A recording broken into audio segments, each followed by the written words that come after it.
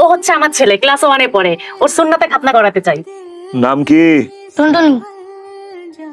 বাবা তোমার নাম কি? নাম দে কাম কি?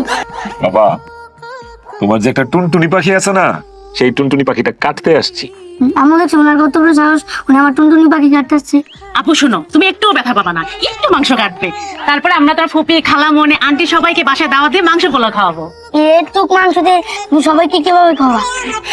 মুরগির মাংস আর পোলাও রান্না করে খাওয়াবো তো। তাহলে মুরগির টুনটুনি আগে কাটো। বাবা আগে তোমার টুনটুনি পাখি কাটবো, তারপর মুরগির টুনটুনি পাখি কাটবো। কিন্তু আমার টুনটুনি কাটলে আমি ইচ্ছে করবো কিভাবে? আরে আমি তো অল্প একটু কাটবো, অল্প একটু। আগে বলো তোমার টুনটুনি কাটছো? হ্যাঁ, আমার টুনটুনি তো অনেক আগে কাটছে। আমি যখন ছোট ছিলাম বাবা, তখন আমার বাবা আমার টুনটুনি কেটে দিছে। দেখি তোমার টুনটুনি কিভাবে কাটছো। বলো তো তুমি বড় হয়ে কি হইতে চাও? স্পাইডারম্যান হচ্ছে। স্পাইডারম্যান হতে চাও? স্পাইডারম্যান হতে হলে তো টুনটুনি কাটা লাগে। টুনটুনি কাটলে কি আমি স্পাইডারম্যান হতে পারবো? সত্যি তুমি স্পাইডারম্যান হয়ে যাবা। রাত্রে আমার টুনটুনি কেটে আমি স্পাইডারম্যান হবো।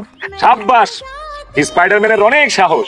তো এখন আমি তোমারে যেটা বলবো, তুমিও আমার সাথে সাথে সেটা বলবা, ঠিক আছে? 1 2 3। 1 2 3। টুনটুনি গেল ময়মনসিং।